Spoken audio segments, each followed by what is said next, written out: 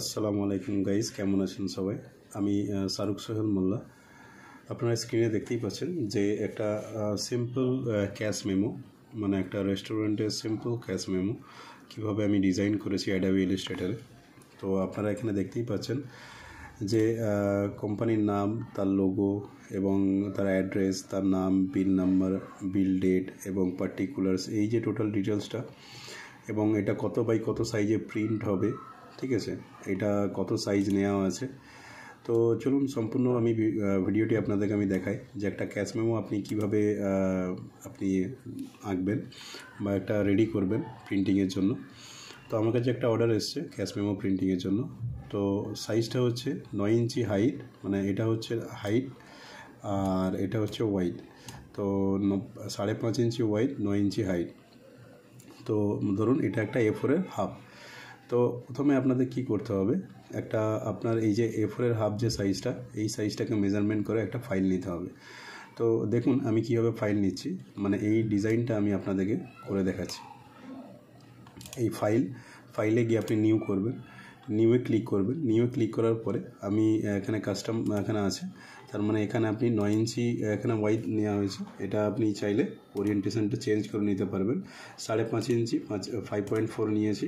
তো ধরুন এটা 5.5 ইঞ্চি আমি নিচ্ছি, 5.5 ইঞ্চি বাই 9 ইঞ্চি হাইট, ঠিক আছে। এটা যেহেতু প্রিন্ট হবে সেহেতু CMYK, আর এটা 150 রেজলিউশনে নিচ্ছি আমি। তো এটা যে PPI মানে পিক্সেল পার ইঞ্চি, তো এটার ডিজাইনটা আমি পিক্সেল পার ইঞ্চি হবে 150। তো 150তে আমি ক্লিক করছি, 150তে ক্লিক করার পরে আমি এটাকে ক্রিয়েট করছি। তো দেখতেই পাচ্ছেন যে আমার টোটাল যে প্রিন্ট এরিয়া সাইজটা, মানে আমার যে মেন কাগজটা প্রিন্ট হবে টোটাল এটার উপরে আমার ডিজাইনটা প্রিন্ট হবে। তো এটাকে আমাদের কি করতে হবে, প্রথমে এখান থেকে একটা বাউন্ডারি নিতে হবে, মানে আমরা কতটুকু ডিজাইনটা রাখবো তার একটা বাউন্ডারি আমরা এখানে নেব। বাউন্ডারিটা কিভাবে নেব, প্রথমে আপনি এর ভিতরে আর একটা শেপ তৈরি করবেন সেম সাইজে, মানে ওয়াইডটা হবে 5.5 ইঞ্চি আর হাইটটা হবে 9 ইঞ্চি।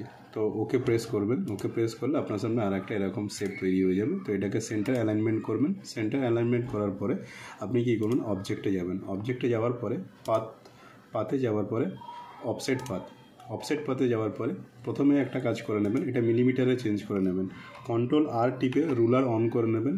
রুলার অন করার পরে এই রুলারের উপরে কার্সারটা নিয়ে গিয়ে রাইট ক্লিক করবেন। রাইট ক্লিক করার পরে এখানে দেখতে পাবেন মিলিমিটার অপশানটা পেয়ে যাবেন। তো মিলিমিটার অপশানটা আপনি এখানে ক্লিক করবেন। ক্লিক করার পরে অবজেক্টে যাবেন। অবজেক্টে যাওয়ার পরে যেন আপনি যে শেপটা ড্রয়িং করেছেন সেই শেপটা যেন এখানে ক্লিক করা অবস্থায় থাকে, কেমন, এই শেপটা যেন ক্লিক করা অবস্থায় থাকে।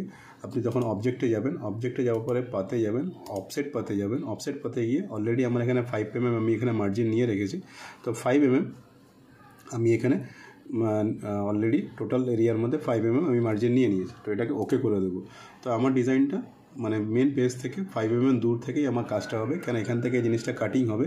এটা খুবই বড় একটা পেজ হয়, সেই পেজ থেকে এগুলো কাটিং করে তারপরে প্রিন্ট হয়। তো এই দুই সাইডগুলো কাটিং হবে, সেই জন্য আমার দুই সাইড থেকে যাতে আমার ডিজাইনটা কেটে না যায়, তাই জন্য আমি 5 mm করে আমি আরোটা ডিজাইনটা ভিতরে ঢুকিয়ে নিলাম। তো এবারে আমি কি করব, এটাকে আমি চেঞ্জ করে নেবো কালারটা। এটাকে আমি আউটলাইন হিসাবে হোয়াইট আছে, এটাকে আমি ব্ল্যাক করে নেবো। তো দেখতে পাচ্ছেন একটা আউটলাইন চলে এসছে।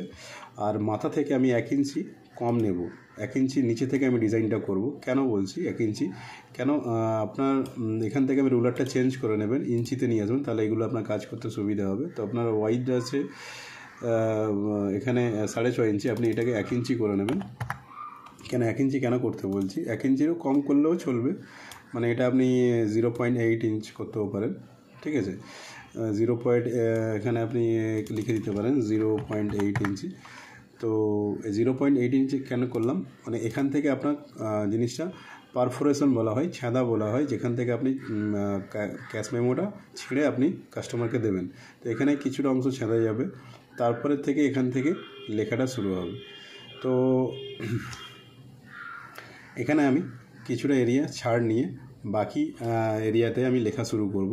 তো আমি ভিতরে যে এটা নিয়েছিলাম, শেপটা নিয়েছিলাম, সেই শেপটাকে আমি কপি করে Ctrl+C Ctrl+F কপি করলাম। কপি করে ওর ওপরেই পেস্ট করলাম। পেস্ট করে যে উপরের যে শেপটাকে, সেই শেপটাকে আস্তে আস্তে আমি নিচের দিকে নিয়ে আসলাম। এখানে দেখতেই পাচ্ছেন। তো আমি এই শেপটাকে এখান থেকে ডিলিট করে দেবো।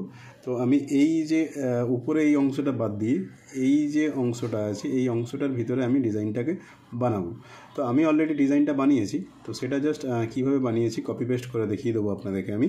তো প্রথমে আপনি এইভাবে ডিজাইনটা নেবেন, আপনি যে সাইজের আপনার প্রিন্ট হবে, কেউ যদি A4 বলে তো আপনি ফাইলে গিয়ে নিউ ফাইলে গিয়ে তো A4 অপশানে আপনি এখানে চুজ করে নিতে পারেন। যেমন এখানে A4 আছে, A4-এ গিয়ে আপনি এখানে CMYK আছে, এখানে স্ক্রিন 72 PPI আছে, আপনি এখানে 150 PPI করে নেবেন, দিয়ে ক্রিয়েট অপশানে ক্রিয়েট করলে দেখবেন আপনার A4 সাইজের পুরো আর্টবোর্ড চলে এসছে। মানে আপনি যে সাইজে প্রিন্ট করাবেন সেই সাইজেরই আর্টবোর্ড আপনার সামনে শো হয়ে যাবে। কেমন? তো এখানে ধরুন আমি এই যে জিনিসগুলো এগুলো কাজ করার সময় এগুলো নড়চড় করতে পারে, তো এটাকে আমি কি করব, কন্ট্রোল পুরো অবজেক্টগুলোকে সিলেক্ট করে আমি কন্ট্রোল 2 প্রেস করে আমি এটাকে লক করে দেবো। এবার আমি ডিজাইনগুলো এর ওপর তৈরি করব। তাহলে প্রথমে আমি কি করব, প্রথমে আমি উপরের এই পোর্শনটাকে কপি করে নিয়ে আসি। এই জিনিসগুলোকে প্রথমে আপনারাও তৈরি করে নেবেন, তৈরি করে নিয়ে কপি পেস্ট করে কাজ করতে সুবিধা হবে। তো এই জিনিসটাকে আপনি কপি করে আনলেন, কপি করে এখানে আপনি পেস্ট করলেন। কেমন? পেস্ট করার পরে তো আপনি কীভাবে এগুলো লিখলেন, আপনি এখানে টাইপ টুল আছে, টাইপ টুলেতে গিয়ে আপনি লিখবেন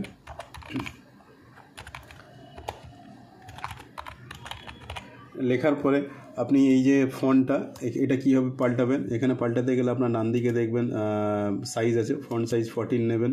এখানে আমি যেটা ব্যবহার করেছি ক্যামব্রি, এটা ইউনিভার্সাল ফন্ট, প্রিন্টিং প্রেসের জন্য সমস্ত কাজে আমরা ব্যবহার করে থাকি। আরেকটা আছে টাইমস, মানে নিউজ পেপারের জন্য টাইমস রো, এটাও আছে, এটাও অনেকে ব্যবহার করে, বাট আমার এটা সবথেকে বেশি ভালো লাগে বলে ক্যামব্রি ফন্টটা এটা আমি ব্যবহার করি, ক্যামব্রিয়া। তো এটাকে আমি ডিলিট করে দিলাম। এগুলো এইভাবে লিখে আপনি করতে পারেন। তো এই লোগোটা আগে বানানো ছিল, তো সেই লোগোটা বানানো ছিল, এখানে কপি পেস্ট করে দেওয়া হয়েছে। তো নেক্সট যেটা আছে এখানে যে address, name and bill date, এই যে অপশানটা, এই অপশানটা আমি এখান থেকে কপি করলাম। কপি করে এখানে আমি চলে এলাম, আমার যে পেজটা আছে সেই পেজে এখানে পেস্ট করব। সেই পেজে এখানে এটা গ্রুপ করে নেবো, গ্রুপ করে এখান থেকে সেন্টার অ্যালাইনমেন্ট করে নেবো। তাহলে কি হবে, আমার কাজটা, আমার জিনিসটা একদম সেন্টারে থাকবে। কেমন?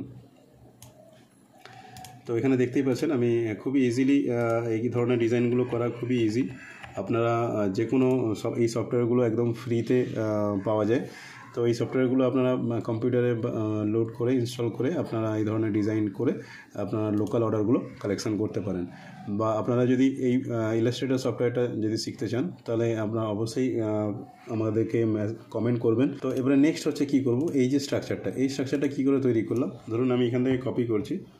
এই স্ট্রাকচারটা আমি কীভাবে তৈরি করলাম, এই স্ট্রাকচারটা আমি তৈরি করলাম দেখুন এইভাবে। আমি প্রথমে এই শেপ টুলটা নিয়ে নিলাম, শেপ টুলটা এখান থেকে নিয়ে আমি জাস্ট এই পাতের এখান থেকে শুরু করলাম, শুরু করে জাস্ট নিচের দিকে টেনে আনলাম, ড্রপ করলাম। কেমন? যতটা আমার প্রয়োজন লাগবে আমি ড্রপ করে নিলাম, কেন নিচে আমার এখানে রুপিস নোট সিগনেচার আমাকে এটাও লিখতে হবে, তো এর জন্য আমাকে এখানে ছাড় দিতে হবে। এখানে ফিল করা আছে, এটাকে আমরা স্ট্রোক করে নেবো। স্ট্রোক করলে দেখে নিতে পারছেন যে এখানে একটা তৈরি হয়েছে, একটা শেপ তৈরি হয়েছে, যেটার ভিতর থেকে কালারটা মানে ফিল কালারটা বন্ধ হয়ে গেছে, আউটলাইন কালারটা আছে। কেমন? তো এটাকে আমরা কর্নারটাকে একটু হালকা বেন্ড করে দেবো। তো এটা 0.6 নেব, 0.6টা স্ট্যান্ডার্ড দেখতে হয়, তো 0.6 নিয়ে নেবো। তো 0.6 এটাকে আমরা এখান থেকে হালকা একটু নিচের দিকে নামাবো, কেন উপরে যে অ্যাড্রেসের যে মার্জিনের সাথে এটা টাচ হয়ে যাচ্ছে, তো এটা আমরা টাচ করাবো না, একটু নিচে থাকবে, দেখতে আরও সুন্দর লাগবে এবং ক্লিয়ার লাগবে জিনিসটা। তো এখানে এই জায়গাটাতে আমরা কি করব, এই বক্সটা বানিয়ে নিলাম। বক্সটা বানিয়ে নেওয়ার পরে এরপরে কী করব, উপরে এই লেখার জন্য এই মিডিলের বক্সটা, এটা আমরা এক্সেলও তৈরি করতে পারবো। তো আমার নেক্সট ভিডিও থাকবে আমরা ক্যাশ মেমো কীভাবে এক্সেলে তৈরি করব। তো কিছুই না, এখান থেকে লাইন যে টুলটা আছে এই লাইন টুলটাকে এখানে নিয়ে শিফট প্রেস করে একদম এইভাবে এই লাইনে এসে টাচ করবেন, দেখবেন কী হবে, এই লাইনটা আপনারা টেরা বেঁকা হবে না, সোজাই থাকবে। শিফট প্রেস করলে মাথায় রাখবেন, শিফট প্রেস করলে যে কোনো লাইন আমরা যখন ড্র করি সেটা স্ট্রেট হয়, সেটা কোনো আঁকামাখা হয় না। তো এটা মিডিল লাইন, এখানে সিরিয়াল, এখানে পার্টিকুলার, রেট, এখানে যেগুলো লেখা সেগুলো লিখে দেবো। তো এখানে কি করছি আমি, এবারে যে মিডিলের এই যে বর্ডারগুলো সেম ওইভাবেই আমরা বর্ডারগুলো এঁকে নেব। এখানে ক্লিক করে এটা আন্দাজ মতো এখানটায় ক্লিক করে এটা শিফট প্রেস করে আমরা এই নিচের বর্ডারে গিয়ে টাচ করে দেবো, তাহলে এটা সিরিয়ালের অপশান হয়ে গেল।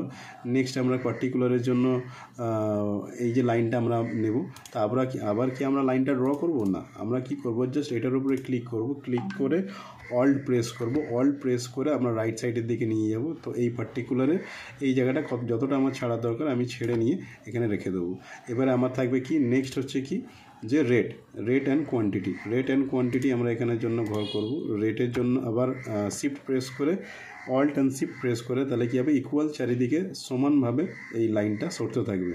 এটা আমরা ক্লিক করলাম, তারপরে কন্ট্রোল ডি টেপার পরে আবার দেখলাম সেম যে সাইজটা আছে সেই সাইজের আবার ডান দিকে আর একটা ঘর তৈরি হয়ে যাবে। তো এখানে আমরা আর একটা কলম তৈরি করব যেটা হচ্ছে পয়সার জন্য, রুপিস অ্যান্ড পয়সা। তো এখানে ছোট্ট একটা জায়গায় পয়সার ঘর থাকবে, এটাকে আমরা জাস্ট একটু হালকা করে টেনে নিচের দিকে নিয়ে আসবো, কেন এখানে পয়সা, এখান থেকে আর আলাদা করে কোনো ভাগ থাকবে না। তো এখানে দেখতেই পাচ্ছেন আমি খুব তাড়াতাড়ি এই লাইনগুলো ড্র করে নিয়েছি। তাহলে কি হবে, আমি এখান থেকে এগুলো কপি করে নিচ্ছি, এই rate, quantity, amount, rupees and পয়সার যে লেখার এটা আমি এখান থেকে কপি করে নিচ্ছি। কপি করে জাস্ট আমার এখানে পেস্ট করে দেবো। তো এখানে দেখতেই পাচ্ছেন আমি কপি পেস্ট করে কি সুন্দর তাড়াতাড়ি এই কাজগুলো আমি করে ফেলতে পারছি। তো আপনারা এরকম আগে কোনো একটা জিনিস তৈরি করে নেবেন, তাতে কি হবে আপনার কাজগুলো করতে সুবিধা হবে। এই লেখাগুলো নোটপ্যাডে সবসময় তৈরি করে নেবেন, নোটপ্যাডে তৈরি করে নিয়ে তারপরে গিয়ে আপনারা কি করবেন এই ধরনের ডিজাইন সফটওয়্যারে গিয়ে এগুলো ডিজাইন করবেন, তাতে আপনার কাজটা খুবই তাড়াতাড়ি এবং ইজি হবে। দেখতেই পাচ্ছেন আমি এখানে জিনিসগুলোকে একটু মেজারমেন্ট করে নিচ্ছি সেন্টার, যাতে জিনিসটা একদমই খারাপ না লাগে। তো দেখুন এখানে আমি আর একটু রাইটের দিকে চেপে যাব, ঠিক আছে, আর এটাকে হালকা বাঁদিকে আমি চেপে আসবো, আর এই লেখাগুলোকে একটু সেন্টার অ্যালাইনমেন্ট করে নেবো এই দুই বর্ডারের মাঝখানে।